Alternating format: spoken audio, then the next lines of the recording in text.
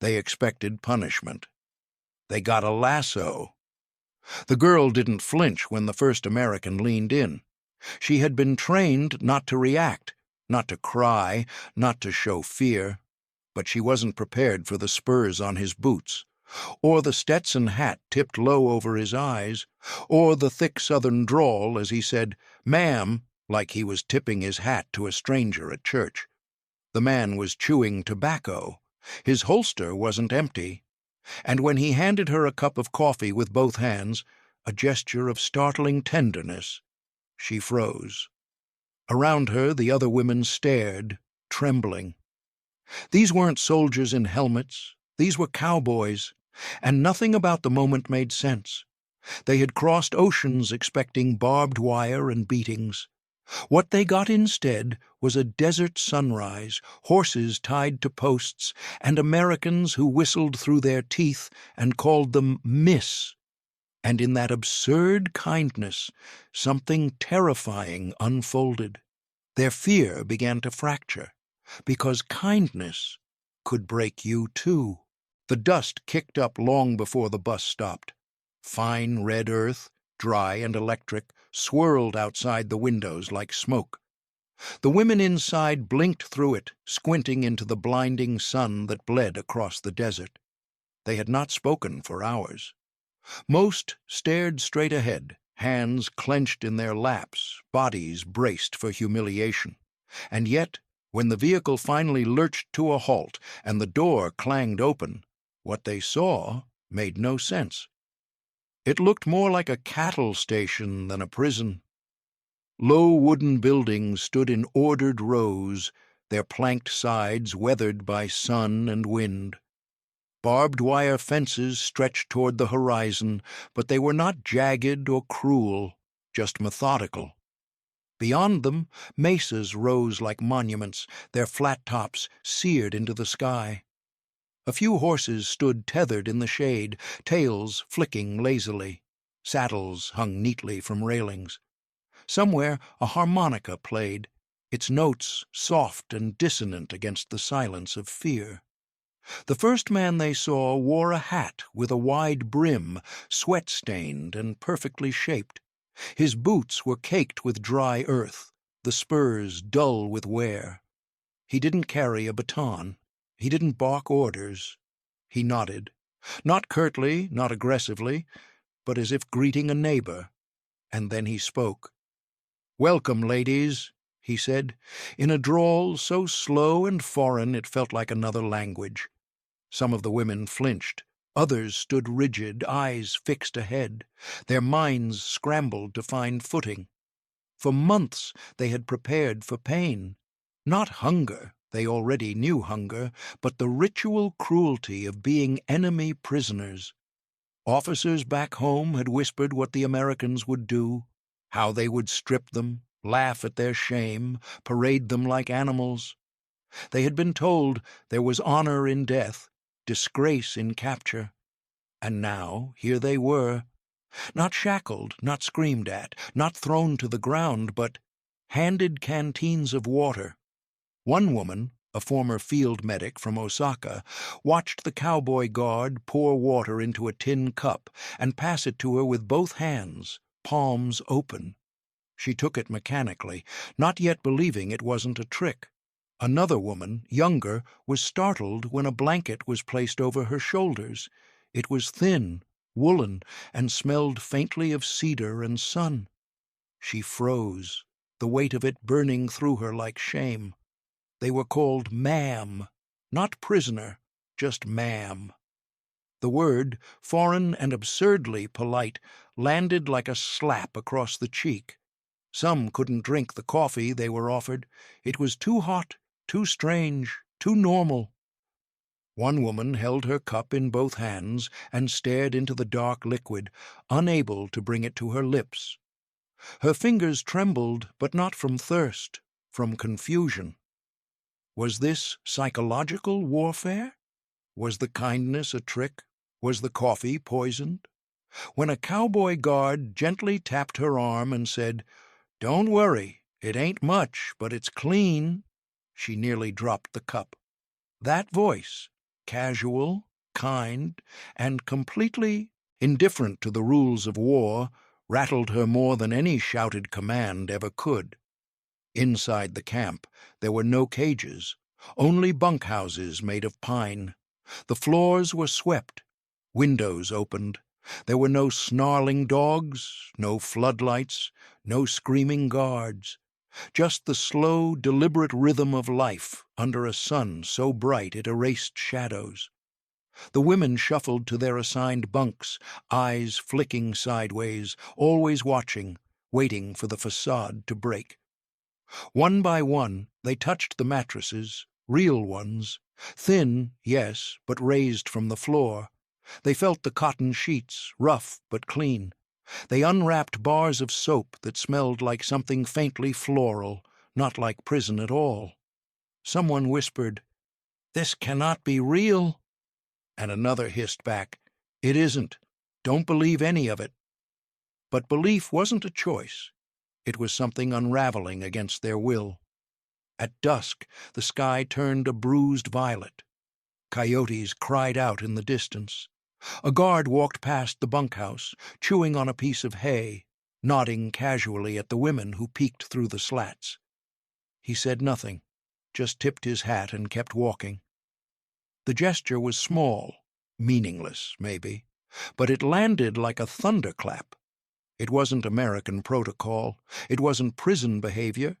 It was cowboy chivalry, and the women had no idea what to do with it. That night, as they lay in bunks under wool blankets, one woman whispered into the dark, "They treat us like people." No one replied, but a few beds creaked as others shifted, awake, unable to sleep beneath the weight of comfort. Something about the kindness felt more dangerous than hate, because if these men were not monsters, then what else had been a lie? It didn't begin in the camp. It began months before, under ash-choked skies, when home stopped meaning safety and the only constant was fire. The nurse remembered crouching behind a crumbled wall in Manila, blood caked into the creases of her fingers, the moans of dying soldiers echoing off the concrete. Her supply bag had been empty for days. A child, maybe 9 years old, had died in her lap that morning. She had wrapped his body in rags and dragged it behind a collapsed shed because there was no one left to bury him. Her commanding officer had walked by without stopping.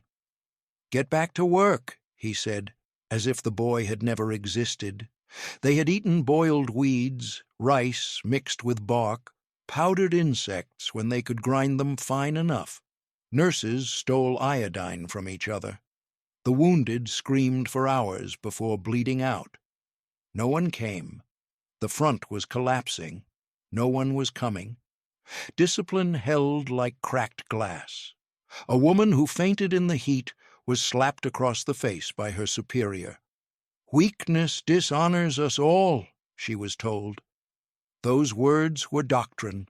There was no comfort, no warmth, no acknowledgement of suffering.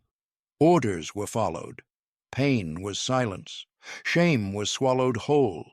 They were not civilians. They were auxiliaries, wartime functionaries, uniformed, trained, and expendable. From the very beginning, they were taught not just how to serve, but how to die. During orientation, they memorized the code of Bushido, not as theory, but as blood oath. One line was repeated until it echoed in dreams. Better to die than to be taken. In whispered drills behind barracks, they rehearsed biting their own tongues, driving hairpins into their throats, tying cords around necks and door handles. "If you are captured," their trainer told them, "you die. Not perhaps, not maybe, you die." A girl named Yui had once been caught crying after a lecture.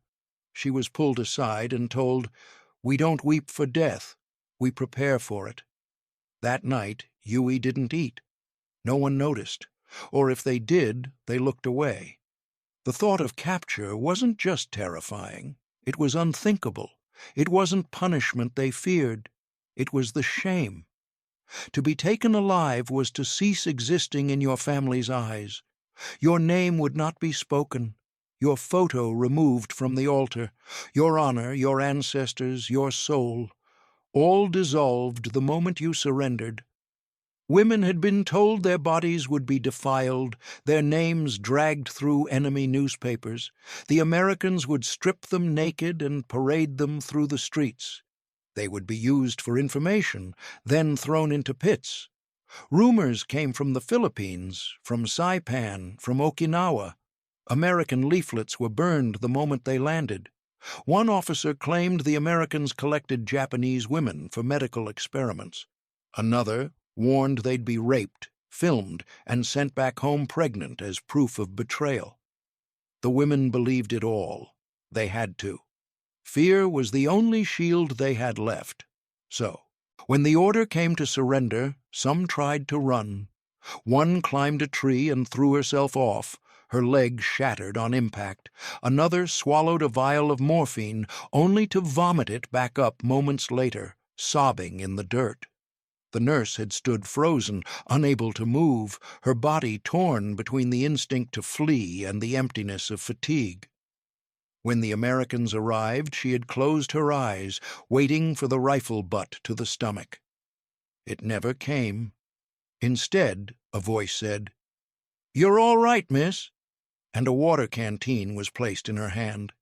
She didn't understand the words, but she understood the tone. It was calm, almost gentle. In that moment she felt something collapse inside her. Not fear, not relief. Something stranger, a fracture in the myth. And now, inside this camp, wrapped in a blanket, with bread on her tray and cowboys at her door, she could feel those old certainties dying quietly in the corners of her mind. She could still hear the voice of her old superior. Suffering proves loyalty. Mercy is for the weak. But that voice was growing dimmer, because here, of all places in this foreign desert with horses in the paddock and a man calling her ma'am, she was being shown something worse than cruelty. She was being shown humanity. And it was unbearable. The mess hall smelled like cumin, meat, and something sweet, maybe honey. The women shuffled in slowly, eyes darting, hands clenched tight at their sides. No one spoke. Some hadn't eaten in days. Others hadn't eaten in a way that felt like a meal in years. In the corner, a tinny radio played a tune none of them recognized, something slow and cheerful, with a twang that made it seem impossibly detached from war. A cowboy guard leaned against the wall near the entrance, arms folded, boot tapping with the beat. He smiled at one of the women as she passed. She flinched. They were not herded, not shouted at. They were guided. "This way, ladies," a young American said, waving them forward with a gentle tone. His hat sat tipped back on his head, and he smelled faintly of soap and sun. He might have been 20. When the trays were handed to them, confusion set in. There was meat, real meat, slow cooked in a thick red sauce that clung to the sides of the bowl. A square of cornbread, golden and warm, rested beside it. There were beans, rice, a slice of apple, and a tall glass of something brown and clinking with ice. One woman stared down at her tray as though it might vanish. Another whispered, "This is for us?" The guard beside her nodded. "Sure is. Dig in. Dig in." The phrase was foreign, rough-sounding, and somehow friendly all at once. No one moved. The nurse sat at a table near the window. She gripped the spoon tightly and raised it to her lips with hands that trembled just slightly. The chili was hot, spicy, rich. The flavors struck like a slap. Her stomach, long used to saltwater broth and dry rice, recoiled at first, but then, slowly, it adjusted. Her eyes welled, not from pain, from memory. Her mother, thin and coughing, stirring rice with fish bones in a tin pot. her brother licking crumbs off his palm after someone dropped a crust in the street. And here she was, in the hands of the enemy, tasting beef slow-cooked in tomatoes. Across the table another woman gagged, her body rejecting the shock of sudden nutrition. She excused herself quietly and vomited outside. The guards didn't laugh. One of them followed her out, offering a cloth for her mouth. "Happens sometimes," he said gently. "You just take your time." Others began to eat, slowly, methodically, as if the food would disappear if they moved too quickly. One woman tried to hide her cornbread in the folds of her coat, still convinced the meal was a one-time deception. Another broke hers in half and offered it to the woman beside her without a word. No one refused the iced tea. Its sweetness was foreign, startling, almost violent on the tongue, but it was cold and real, and somehow more unbelievable than the chili. The guards wandered between tables, never too close, always respectful. They joked with each other in English, about horses and radio broadcasts, about baseball games and home cooking. One used the word biscuits, and another laughed, saying, "You mean cookies, you fool." The women didn't understand the words, but they heard the tone, light, friendly, human. In a place they believed would be a pit of hatred, there was laughter, not directed at them, but around them, above them, between men in dusty boots who still wore sidearms but leaned against the walls like it was Sunday morning in town. The same man who had handed out iced tea tipped his hat at a group of women as they stood to leave. "Ladies," he said, and nodded like they were guests at a wedding. It was too much. Later, in her bunk, the nurse pulled her blanket up to her chin and wrote in a small notebook she had been given. Just a few lines. "The enemy makes jokes about biscuits. They do not speak of death." She stared at the sentence for a long time, then added a second. "I do not know what war this is, and yet the barbed wire was still there. It coiled in precise lines around the perimeter of the camp, sharp and absolute, a reminder that kindness did not mean freedom. Guards still patrolled the watchtowers. Their rifles weren't props. The gates still locked behind them at night. It was unmistakably a prison. But what lay inside those fences was something the women had no words for. The barracks were simple but clean. Wooden planks, swept floors, windows that opened to let in desert wind. Each bunk had a thin mattress, a folded wool blanket, and a small metal shelf for belongings. Some women sat for hours just staring at the beds, unable to comprehend the luxury of not sleeping on dirt. A few sniffed the linens, half expecting rot or dust. Instead, they smelled like starch, like something someone had cared enough to wash. In the infirmary, it was worse, or better, depending on the angle. A young woman with a rotting tooth was brought in by a guard after she collapsed from pain. She trembled as the American dentist approached. She had heard stories of Allied cruelty, of mutilation passed off as medical aid. But the man simply put on gloves, asked her something she didn't understand, then nodded as if her silence was answer enough. He worked gently. When it was done, he handed her a cup of water and a soft cloth. She cried all the way back to the barracks, toothless and aching, not from pain, but from the idea that someone had removed her suffering without asking for anything in return. Others received salves, bandages, eye drops. One woman who had gone half-blind from malnutrition was fitted for spectacles. She put them on slowly, and the world snapped into place. The texture of wood, the lines in a guard's face, the letters carved into the edge of her bunk. She wept quietly. The work, when offered, was voluntary. That word alone felt like a betrayal. Voluntary. Not ordered, not demanded, just offered. Some women chose to sweep paths or wash uniforms, others helped cook, learning to mix flour with yeast, not rice. A few were assigned to the gardens, small rectangles of earth bordered by stone. The nurse was given a gardening trowel and pointed toward a patch of dry soil. The guard didn't speak much, but handed her a paper envelope filled with seeds. He gestured toward the ground and said simply, "Grow something." She stood there, the weight of the trowel in her hand, stunned. No one had ever told her to grow anything. She had learned to sterilize scalpels, to bind wounds, to close eyes of the dead. But coaxing life from soil? That was something else. She knelt and pressed her fingers into the dirt. It was warm. The seeds were pale and dry, like nothing at all. But she placed them carefully, covering them one by one. When she stood, her knees ached, and yet something had shifted. Not peace, not forgiveness, but purpose.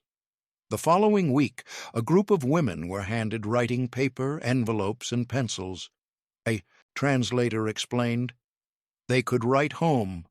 Not everything would pass the censor, but they could write. The nurse sat with the paper in her lap for a long time. What could she say? That her blankets were clean? That she had been fed chili and handed seeds? That a cowboy had tipped his hat and called her Miss? She wrote slowly, her strokes uneven. Mother, I am alive. They do not beat us.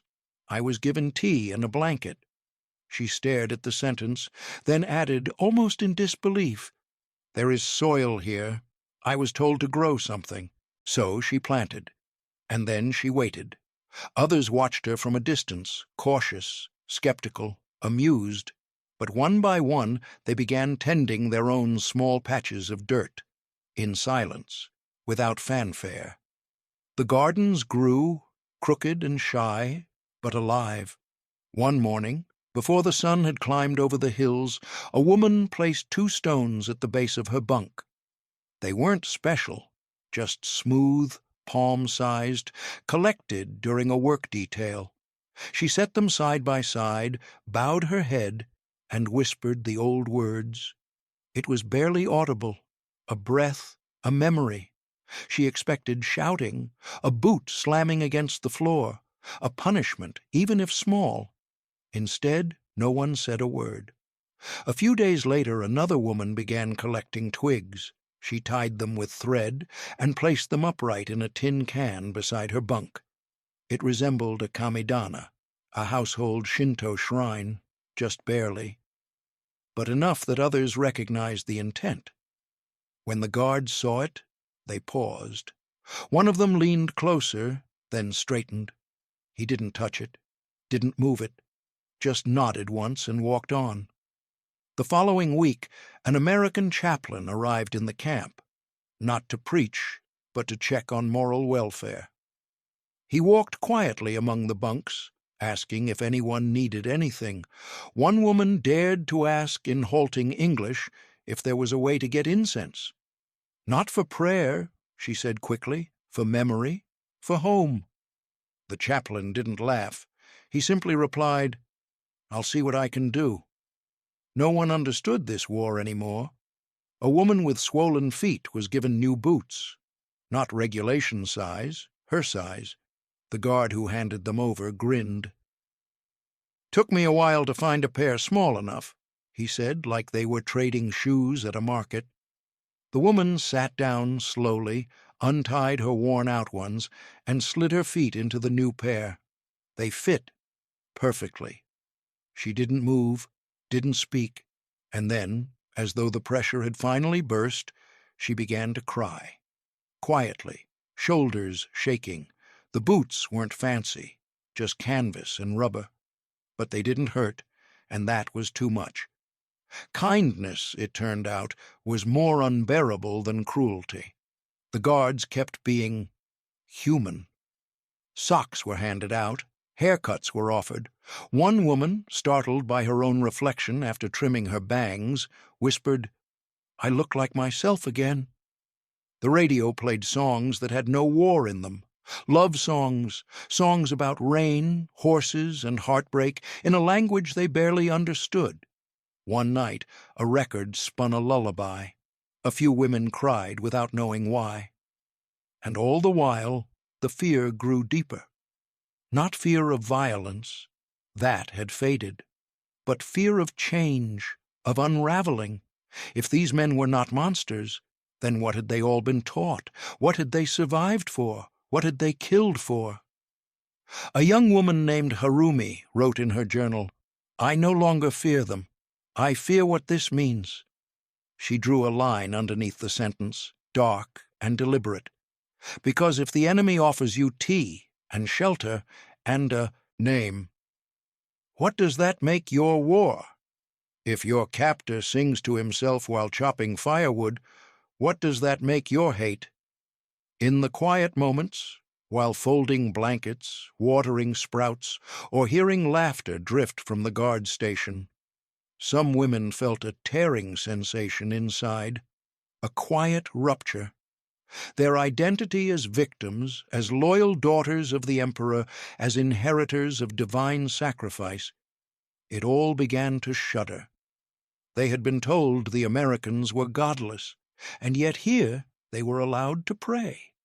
They had been warned of brutality, and yet here they were handed boots that fit. What if mercy was not weakness? What if the war had lied? The question did not stay theoretical for long. It arrived one afternoon under a sun so merciless it seemed to press the air flat against the earth. The work detail had been light by camp standards, mostly weeding and hauling small buckets of water to the garden plots. Still, the heat was unforgiving. The women wore thin uniforms meant for temperate climates, not this wide, burning desert. Sweat soaked their collars. The ground radiated warmth back into their knees and palms. The nurse felt it before she understood it. A tightening behind the eyes, a dull roar in her ears. The horizon wavered. She told herself to keep standing. Weakness invited punishment. That lesson was older than memory. She bent again toward the soil, gripping the trowel too tightly, her breath shallow and fast. Then the world tipped. She did not fall so much as slide sideways, her body folding in on itself. Someone shouted, not in anger but alarm. Boots thudded across the dirt. Before she could feel the ground strike her face, arms caught her, strong and certain. She was lifted clear off her feet. Protocol was clear. Prisoners were not to be touched unless restrained. Guards were not to carry them. Orders existed for a reason. The cowboy ignored them all. He hoisted her like a sack of grain, one arm braced beneath her knees, the other across her back. He muttered something sharp under his breath. Not at her, but at the sun, at the situation, at the unfairness of it. He carried her to a nearby wagon parked beneath a slatted shade. Dust kicked up around his boots as he laid her down carefully, easing her head against a folded jacket. "Easy now," he said, voice low, almost embarrassed.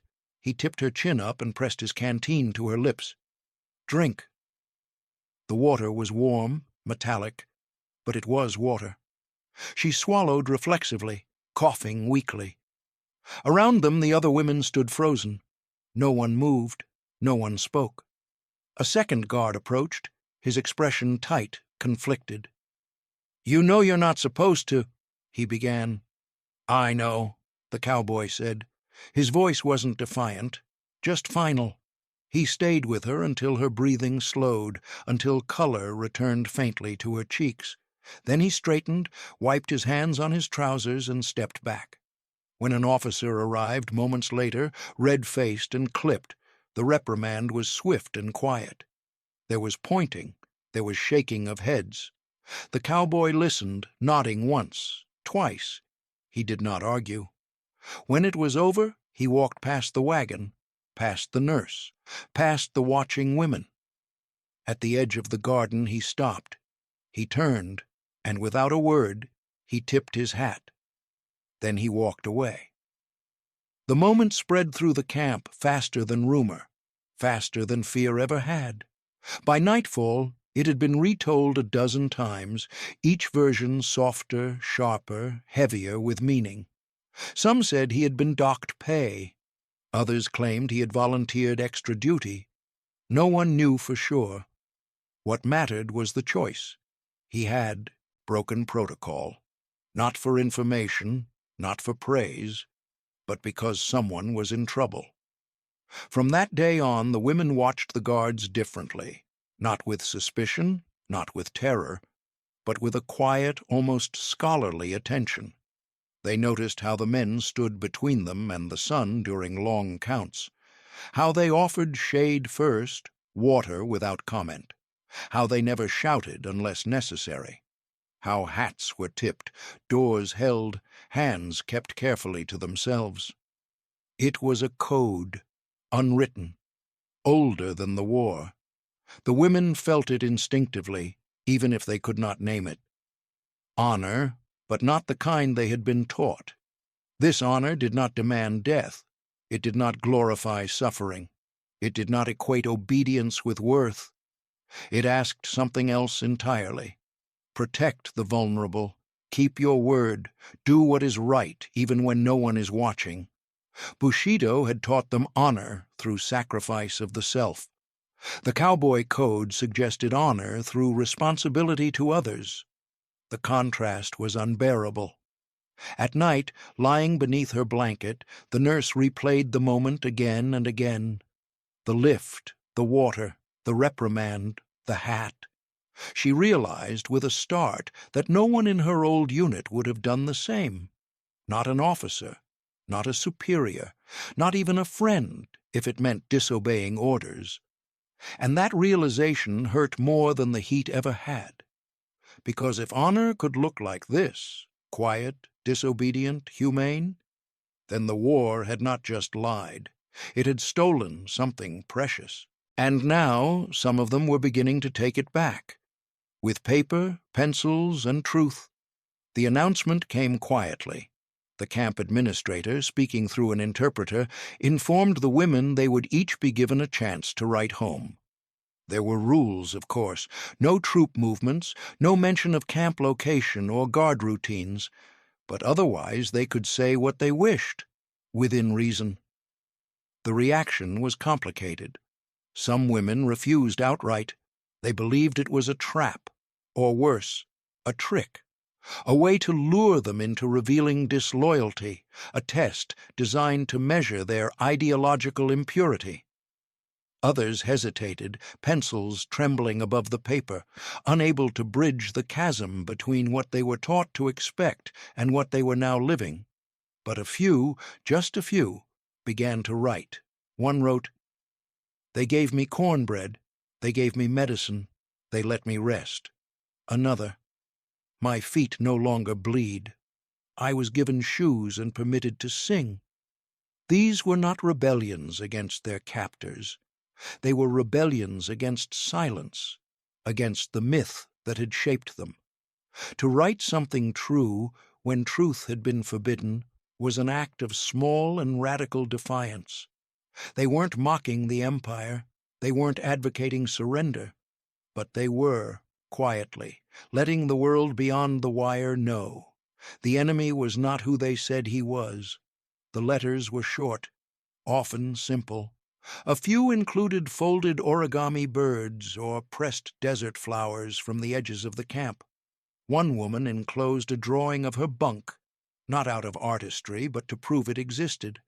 Another wrote a poem about wind and dust, and how both carried the scent of chili and soap. The guards didn't hover. They collected the letters with polite nods and careful hands. One even said, "Hope you hear back soon," though they all knew that would take months, if it happened at all. And then, something stranger. Some of the women began asking for more paper. The nurse wrote her mother a second letter, 1 week after the first. In it, she described the man who had lifted her into the wagon. She didn't mention the reprimand. She didn't need to. Her mother would understand. She ended the letter with a line that shocked even her. He was more honorable than many of our own. These words were not screams. They were whispers in a sealed room, but they spread. Back in Japan, censors read the incoming mail first. They blacked out lines, redacted entire pages, but not all. Too much had already slipped through. Mothers talked to neighbors, sisters passed scraps to old school friends, whispers turned to murmurs. My daughter is in a camp. She was given bread. She has not been touched. By the time the war ended, those whispers had become undeniable. The lie had cracked. Back in the camp, the women still lived behind barbed wire, but now they knew that the wire was not what separated them from the world. The real wall had been built in their minds, and it was starting to crumble. Writing became ritual, a way to reclaim their voices, their identities, their own internal maps of morality. It no longer mattered if the letters reached their destination. What mattered was that they had written them. Because once a lie is named, it cannot hold the same power. And once a prisoner speaks the truth, even in pencil on cheap paper, she is no longer only a prisoner. She is something more. And for one woman, that realization was unbearable. It happened just before dawn, when the camp was quiet enough that even grief felt loud. The woman was called Aiko. She had been a radio operator, trained to relay coordinates and casualty numbers without hesitation. She had survived 3 evacuations, 2 bombings, and a retreat so chaotic that half her unit vanished into jungle and smoke. Survival had been her greatest sin. She sat on the edge of her bunk, a letter folded in her lap. It was from home, one of the few that had reached her. Her mother's handwriting was thinner than she remembered. The words were careful, restrained, but the meaning was unmistakable. Your cousin died last winter. There was not enough rice. We burned the furniture for heat. Aiko read the line again and again until it felt carved into her bones. She stood quietly and walked toward the washroom. No one noticed at first. It wasn't unusual for women to wake early, unable to sleep beneath the weight of memory. She closed the door behind her and turned the tap, letting the water run, not to wash, but to drown out sound. Her hands shook as she reached into her pocket and pulled out a thin length of cord she had kept since the war. She had carried it through capture, through transport, through weeks of kindness she could not accept. She looped it around her wrists first, then higher. She did not cry. Shame had burned that out of her long ago. It was another woman who noticed the water running too long. The nurse, the same one who had been lifted into the wagon. She knocked once. No answer. She pushed the door open and saw Aiko standing there, eyes distant, cord drawn tight. Without thinking, she lunged forward and grabbed her wrists. "Stop," she whispered, not shouted, whispered, as if the moment were fragile enough to shatter. Aiko struggled weakly. "I should not be here," she said. Her voice was flat, exhausted. "They died. I did not. This is wrong." The nurse tightened her grip, fingers digging in, nails biting skin. "If they value us," she said, her voice breaking, "why don't we?" The words hung in the air, heavier than any order. Aiko's resistance collapsed. She sagged forward, the cord slipping loose. The nurse held her there as the water continued to run, soaking their sleeves. For a long moment, neither spoke. Outside, the camp was waking. A bell rang faintly. Boots crossed gravel. Later, the guards were told only that a woman had fainted. No report was filed, no punishment issued. A chaplain sat with Aiko for hours, not speaking much, just listening. The women took turns bringing her tea, sitting beside her bunk in silence. Word spread quickly, but quietly. Kindness, they realized, had a cost. For weeks, the women had been fed, clothed, allowed dignity. And with that dignity came something far more dangerous than hunger or fear. It came with questions. Who am I if I am not a martyr? What does loyalty mean if my enemy treats me better than my commanders ever did? How do I live with survival when others starved? The old identity, obedient, self-erasing, expendable, was collapsing, and collapse is painful. Some women grew withdrawn, others angry. A few lashed out at the guards in small ways, refusing food, ignoring greetings, clinging desperately to resentment because it was familiar. But others began to shift, slowly, uneasily. They began to see dignity not as weakness, but as resistance, to eat when fed, to rest when allowed, to live when death had been demanded. These were not acts of surrender. They were acts of defiance against a system that had told them their lives were disposable.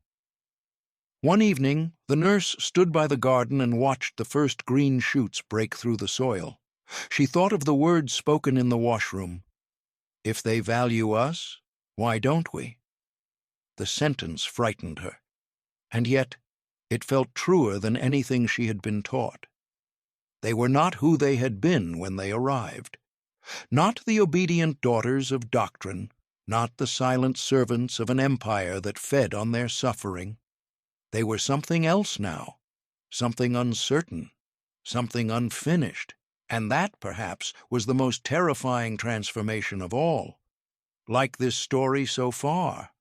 If this is resonating with you, like the video and drop a comment below.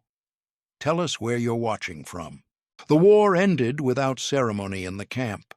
There was no cheering, no collapse to the knees, no sudden release of breath. The announcement came clipped and formal, translated into careful Japanese. The emperor had spoken. Japan had surrendered.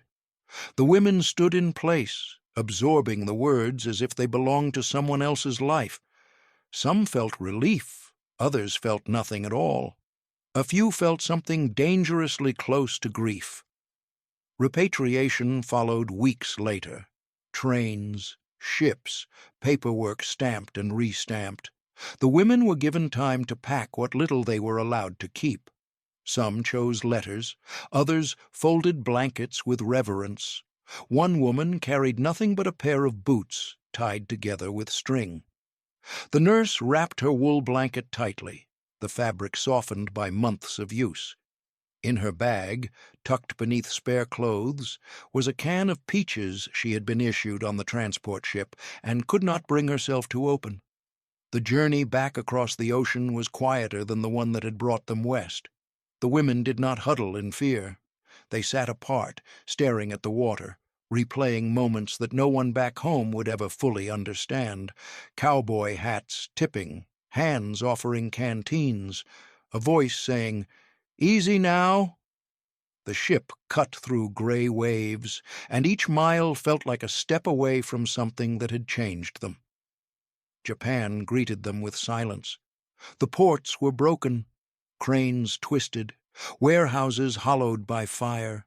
Cities that had once pulsed with life now lay flattened, their streets filled with ash and paper and ghosts.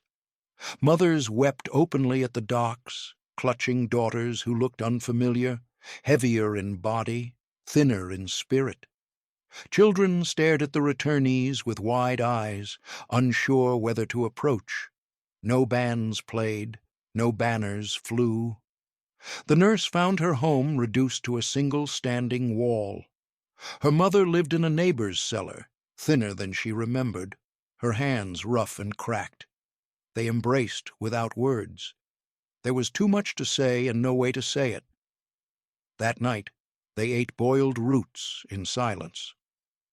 The nurse lay on a straw mat, the memory of a mattress haunting her back. In the days that followed, the women learned the hardest lesson of all. Survival had set them apart. Neighbors looked at them with curiosity, suspicion, sometimes resentment. "You were fed," one whispered. "You were spared." There were no accusations spoken aloud, but they hung in the air like smoke. To speak of the camps felt obscene. To speak of kindness felt like betrayal. And yet the objects they carried spoke for them. The nurse unpacked her bag slowly. The blanket came first. She laid it gently over her mother's shoulders one evening when the cold crept in. Her mother closed her eyes and said nothing. Then the boots.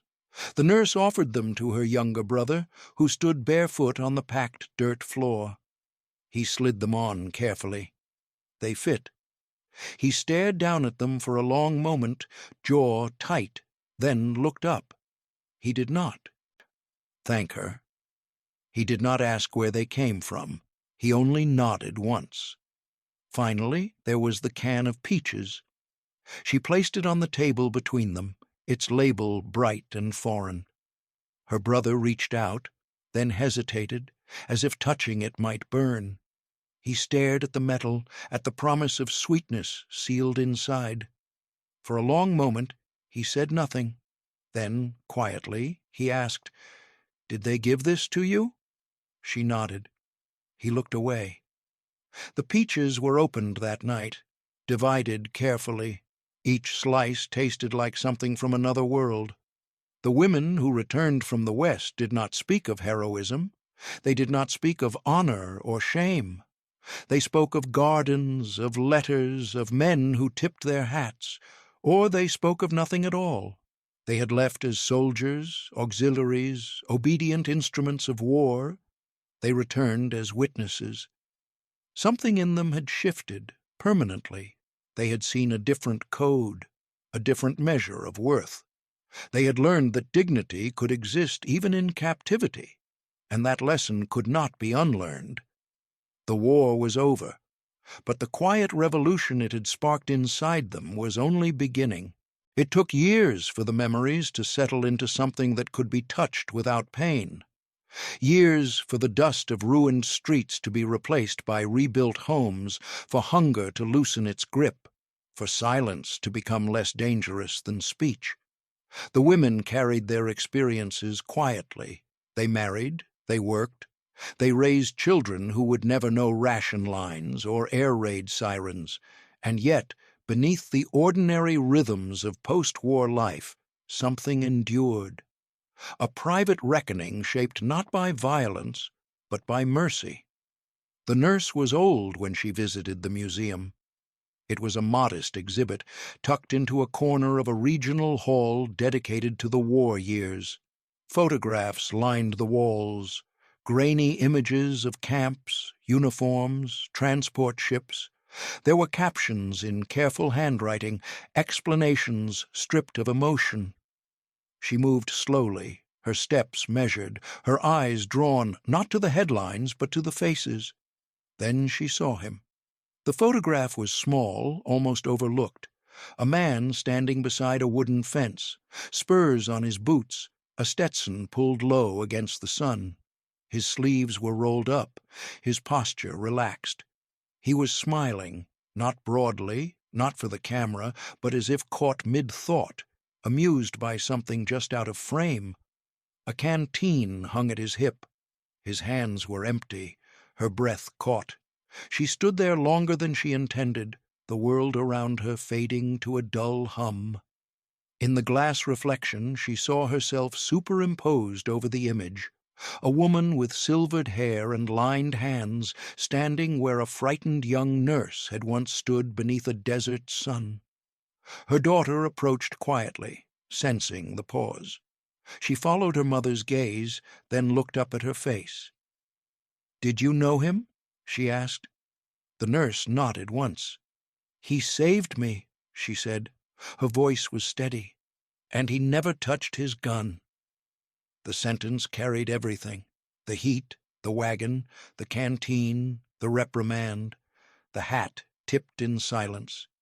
It carried the collapse of a belief system and the birth of another.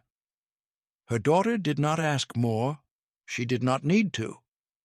That was how the revolution lived on, not in speeches or monuments, but in sentences like that, in truths passed gently between generations. The kindness the women had encountered did not erase the war. It did not absolve the suffering or resurrect the dead, but it fractured something powerful, the certainty that enemies must be monsters. Propaganda relies on simplicity, on clean divisions, on hatred that feels righteous. The camps, with their cowboys and blankets and gardens, had introduced complexity, and complexity is dangerous to lies. When the women returned home, they carried that danger with them. Some became teachers who refused to speak of honor as death. Others raised sons and daughters who learned that obedience was not the same as morality. Some spoke openly of captivity, others never spoke at all. But the seed had been planted, quietly, persistently. Japan rebuilt itself not just with steel and concrete, but with questions. What had been demanded? What had been lost? What had been stolen in the name of honor? The women who had lived behind barbed wire carried a different answer to those questions than those who had not. They had seen a code that protected rather than consumed. They had learned that dignity did not require sacrifice unto death. The enemy had been kind, and that kindness rewrote the war more thoroughly than any bomb. Decades later, when historians debated policy and treaties, when generals argued strategy, the women rarely appeared in footnotes. Their stories were too quiet, too human. But in living rooms, in classrooms, in museums and memories, their revolution endured. The most powerful weapon of the war had not been artillery or fire. It had been a human choice to lift instead of strike, to offer water instead of punishment, to treat an enemy as a person. That choice echoed long after the guns fell silent. If this story moved you, please like the video and leave a comment below. Where in the world are you watching from?